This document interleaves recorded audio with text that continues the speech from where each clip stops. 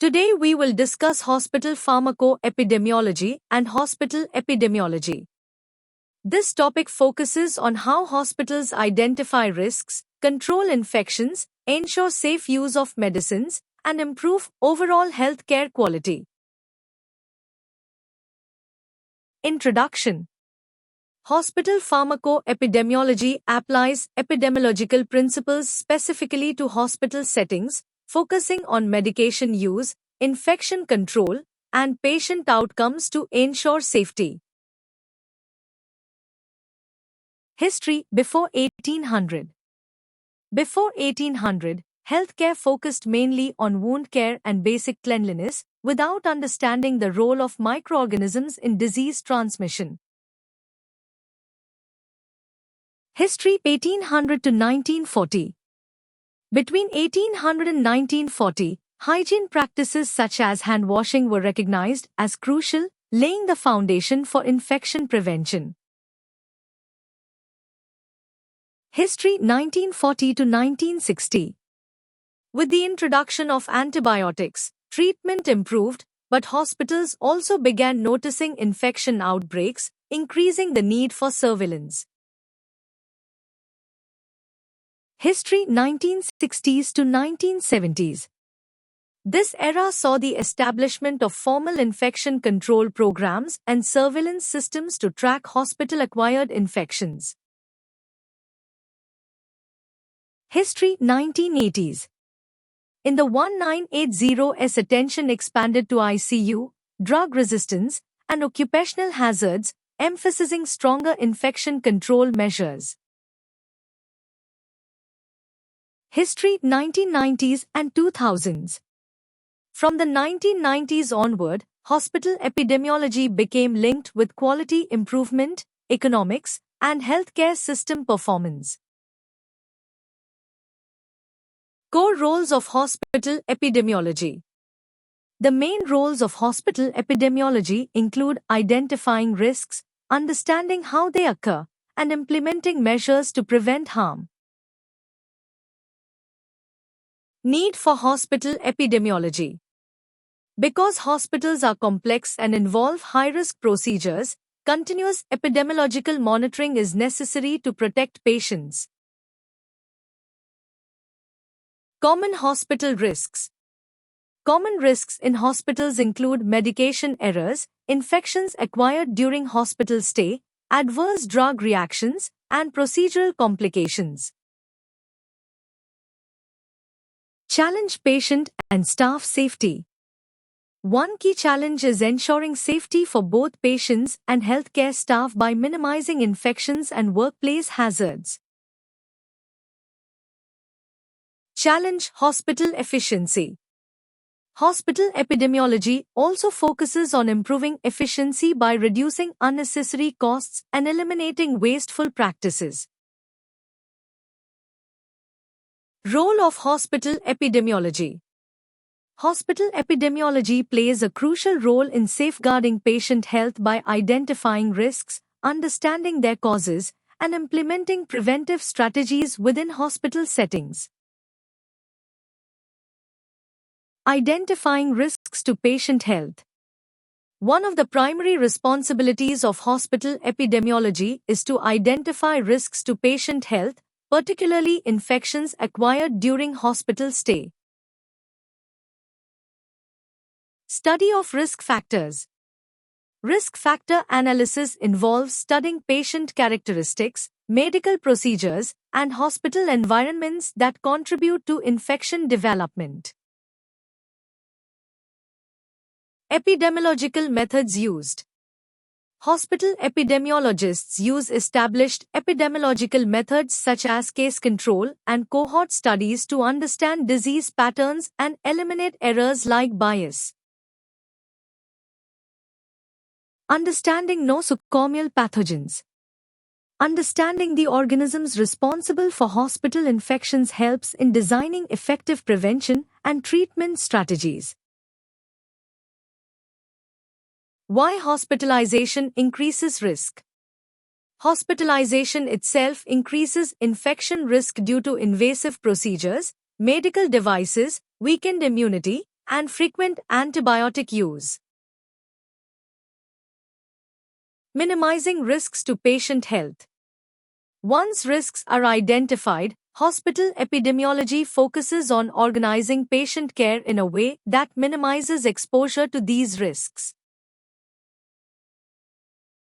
Strategies to reduce risks. Risk reduction involves eliminating avoidable hazards, adapting to unavoidable risks, and continuously improving hospital policies. Education of healthcare staff. Educating healthcare professionals is essential for effective infection prevention and safe patient care. Studying risks for continuous improvement. Ongoing study of risk factors allows hospitals to learn from previous events and continuously improve patient safety measures. Responsibilities of Infection Control Program. The Infection Control Program is responsible for monitoring infections, detecting outbreaks early, and responding effectively.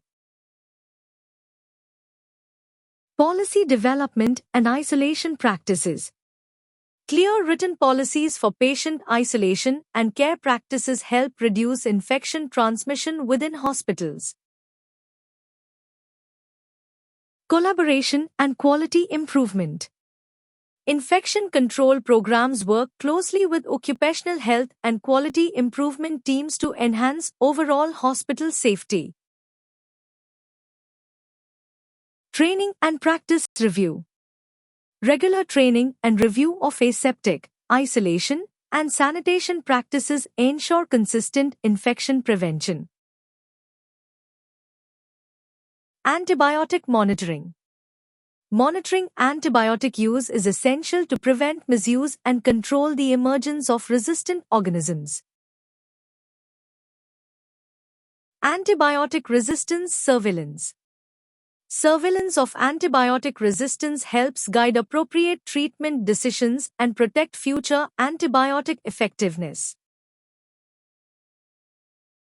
Eliminating wasteful practices. Eliminating unnecessary practices improves hospital efficiency while maintaining patient safety.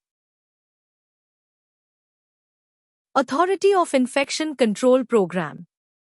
Infection control programs operate under accreditation requirements, making them mandatory for hospital recognition and quality assurance. Infection Control Committee. The Infection Control Committee supervises implementation, ensures compliance, and supports leadership in maintaining hospital safety. Role of safety regulations. Safety regulations such as those issued by OSHA help protect healthcare workers from occupational risks and ensure a safe working environment. Reporting structure of infection control. The Infection Control Department reports directly to hospital administration, maintaining independence from clinical departments for objective decision-making. Strengthening authority through collaboration. Authority in infection control is strengthened through cooperation, mutual respect, and a common commitment to improving patient outcomes. Organizing for infection control. Effective infection control organization requires strong support from hospital administration and clinical leadership across all departments. No single formula for infection control. There is no universal infection control model because each hospital differs in its structure, challenges, and workforce. Need for customized programs. Each hospital must develop a customized infection control program that reflects its unique patient population, risks, and resources. Essential components of effective program.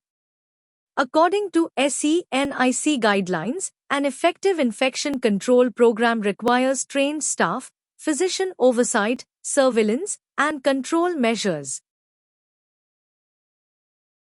Infection control practitioner ratio. A recommended benchmark is one full-time infection control practitioner per 250 beds, although this may vary depending on hospital complexity. Role of trained physicians. Physicians trained in infection control provide clinical leadership, guide policies, and support evidence-based practices. Surveillance and feedback system. Surveillance systems track infection trends and provide feedback to clinicians, enabling timely improvements in patient care. Control activities. Control activities include interventions, policy enforcement, and staff training to reduce infection risks. We will continue further in second part. Stay tuned.